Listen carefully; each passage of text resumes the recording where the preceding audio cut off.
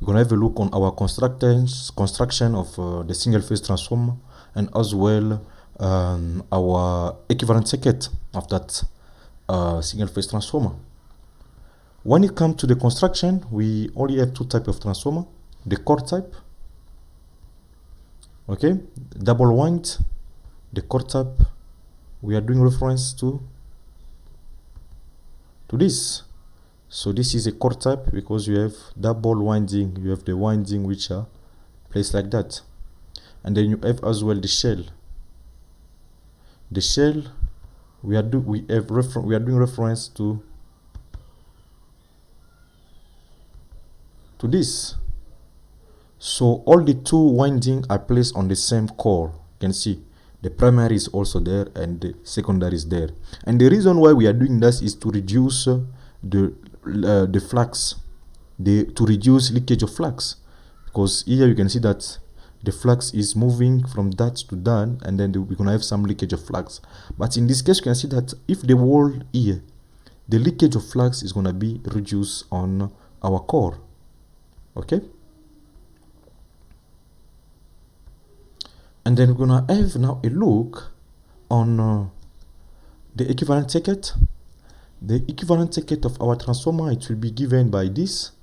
Okay, so we're gonna explain what's going on here, and already just know that this is your primary side and this is gonna be your secondary side. Okay, so what do we note from our equivalent circuit? From our equivalent circuit, we know that the reactance of the primary and the secondary winding due to the leakage of flux. Okay, so this will be the reactance of the primary and the secondary due to the leakage of flux. Okay, so those are the losses that you're going to consider when you are dealing with a no ideal transformer. Okay, and then you have as well a core losses due to arteries and eddy current losses. Okay, so we're gonna have these losses here. We have a core losses, okay, and then we have as well your eddy current losses. Okay, so these are some of the losses that we have in our transformer. The core losses due to the transformer. So in the core losses, we have allow us to have the resistance RC, which take the current IC, and the core losses component primary. And then you have the reactance. Okay, this is a magnetized component. Okay, so this will be our second losses. So we only have two losses in our transformer. We have the reactance due to the leakage of flux. We're gonna have a losses, and those losses are represented by the two resistor on the primary and and inductor of the primary. And then on the secondary, you have a resistor 2 and an inductor 2.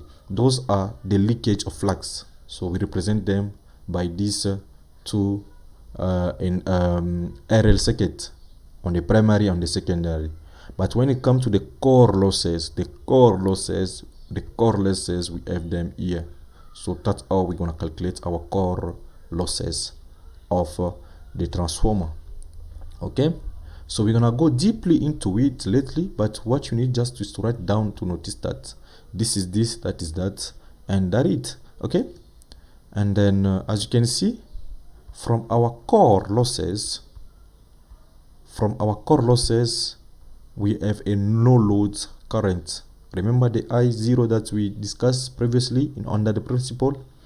That is a no load current. So that's no load current is going to give us a IC current, the core current, and then the magnetizing component of the current. So therefore, this no load current is a composite of two, of the core losses, which is a pure resistor, and then as well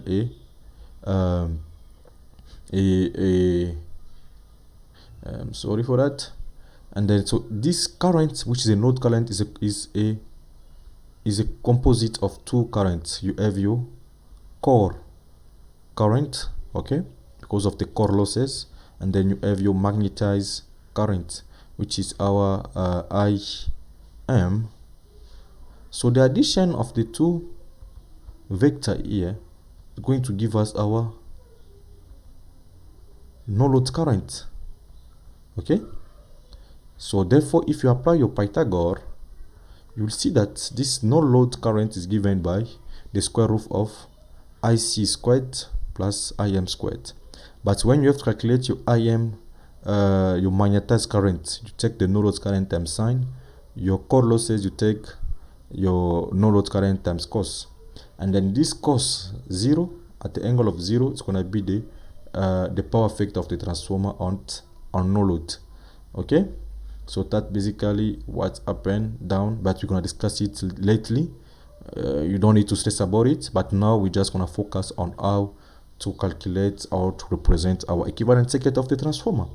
Okay, and therefore it's often convenient to assume that all the resistance and reactance is on one side of the transformer.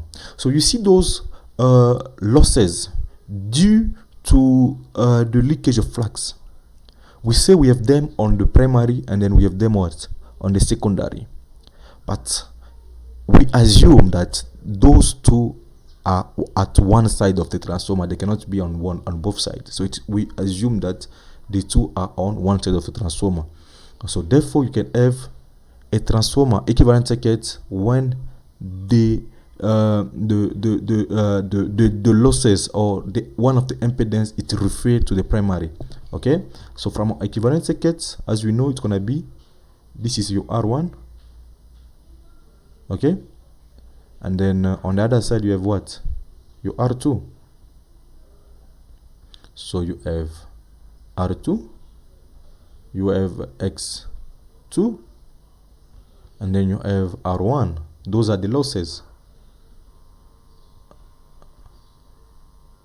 Okay, so now because we say we want to assume that all of them, they are at one side, which means we're gonna do reference, which means you can take this R2 and then we refer it to the primary, so that they're gonna be all of them on one side of the transformer. So you see, that's what happened with this circuit. We did referring to the primary, so we take those copper losses, those losses due to the leakage on the secondary, and then we refer them to the primary. Now we have a equivalent circuit where it's going to be what? The R1 plus the refer. Can you see R prime? It means we refer the resistor on the secondary to the primary. X2 prime, it means we refer the reactance to the primary. Okay, so we're gonna be dealing with this problem of to refer to the primary, to refer to the secondary more often. So you should be used to it. It's all about to represent our circuit, to represent our transformer, assuming that the resistor and the reactance, they are on one side. So you're gonna be dealing with two. You're gonna be dealing with what? The reference to the primary, and then you're gonna be dealing with the reference to the secondary. So I will go slow with it so that you understand how to do this reference. If in the problem they say solve this problem referring to the primary, referring to the secondary, it's not that difficult. And already once you refer them to the primary or to the secondary, now those losses become a equivalent resistor and equivalent reactance. Okay, so that's basically what's happened there. Okay, and therefore if you want to do the calculation referring to the primary, okay, therefore we need to calculate our R2 refer.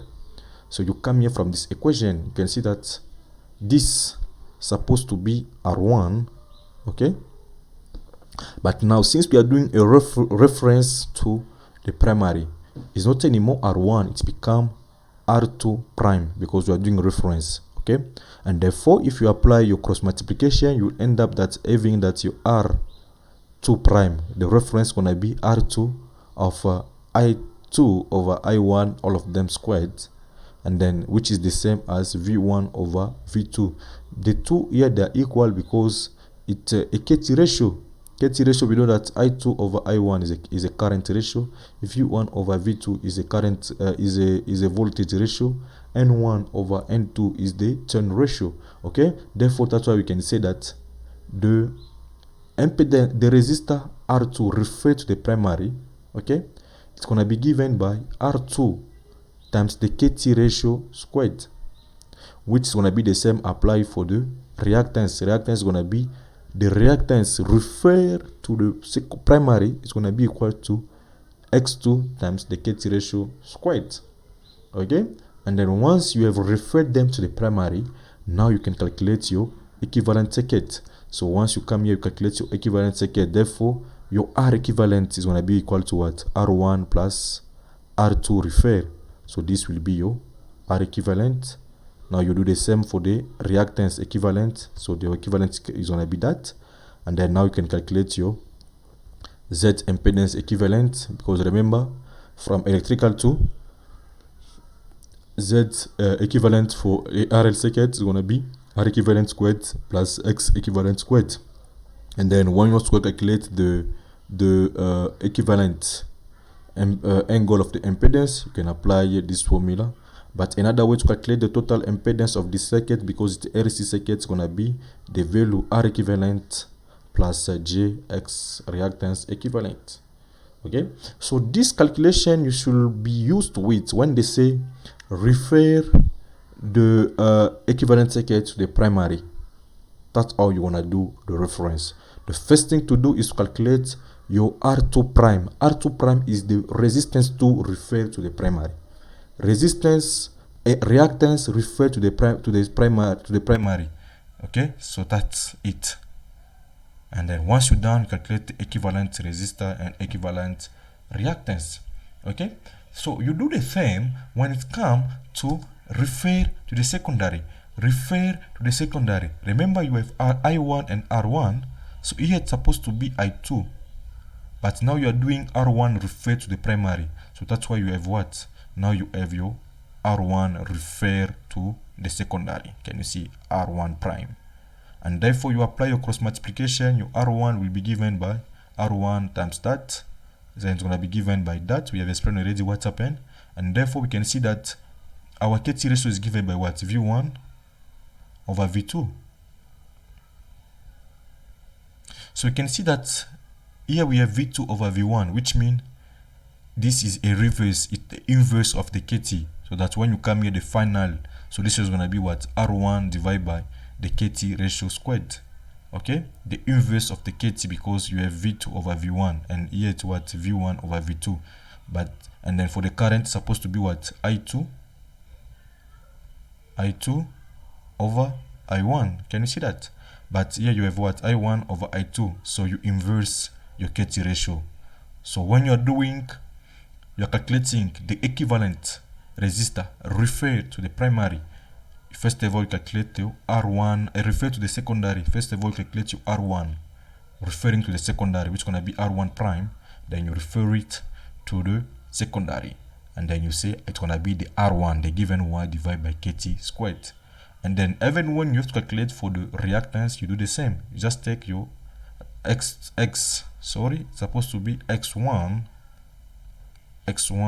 refer to the primary. So it's going to be X1 prime times X1 squared.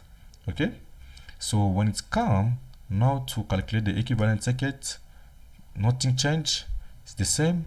The equivalent circuit now is going to do what? It's going to be R2 plus R1 prime, and then X2 plus X1 prime. Then we have our equivalent resistor, equivalent reactance. Then we calculate our equivalent capacitance. We can calculate our angle of that, and then we can calculate as well our impedance. So that's basically what happened.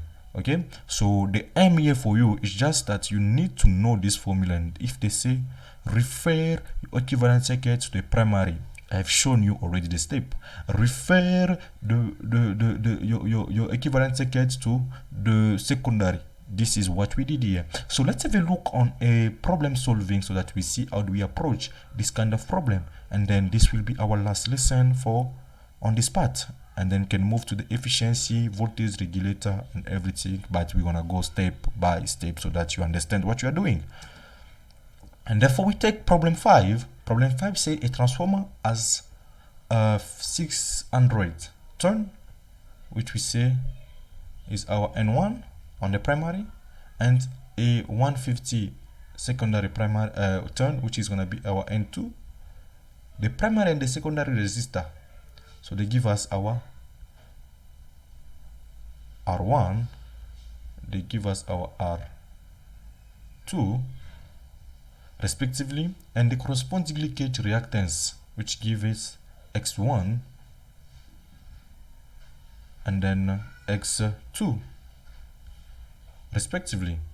Now they said in the question, determine the equivalent resistor referred to the primary, refer to the primary, refer to the primary, that's the keyword. Okay, and the equivalent reactance refer to what? Refer to the primary. Equivalent impedance to do what? Refer to the primary, and then our phase angle of that impedance. Okay, so how do we do this? It's straightforward. You come here. Okay, as you can see, first of all, we calculate our KT ratio. Our KT ratio is going to be N1 over N2, and then we get our KT ratio as 4. And then from our formula that I gave you, when you have to calculate the equivalent resistor refer to the primary, what do? You calculate first of all the R2 refer to the primary, which is going to be R2 times the KT squared. Now you calculate your R2 refer to the primary, then you calculate the R equivalent. R equivalent is going to be what? R1 plus R2 refer to the primary. And then you do the same for the reactance. You calculate your reactance refer to the primary, your X2 refer to the primary, which is going to be X2 times KT. Okay, and then now you can calculate your equivalent reactance. And then to calculate the equivalent impedance refer to the primary, we apply just your Pythagoras. Then you get your equivalent in the primary. The impedance angle, from the formula that I give you, you can calculate it. Okay, so let's check.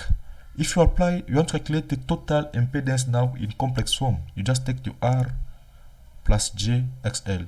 So this is in rectangular form, but in polar form, you're gonna get this. So like you can see that the impedance is 1,69, and the angle we got it 75.96.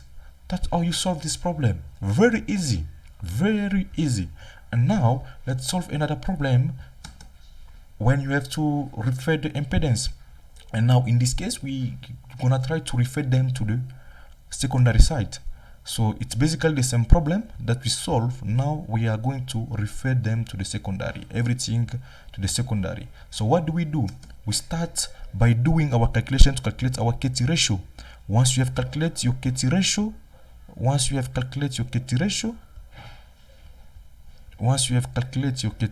from this part, this is our KT ratio.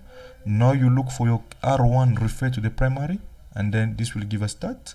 And then now you can calculate for R equivalent. Can you see? It's a really simple calculation to do.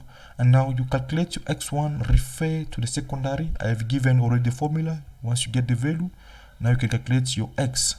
Sorry, it's a mistake here. It's gonna be X, and then it's gonna be X there, and then it's gonna be X here, so that you have your X equivalent require your reactance refer to the secondary. And now you can calculate your impedance refer to the secondary, and then as well your impedance angle. Very, very simple.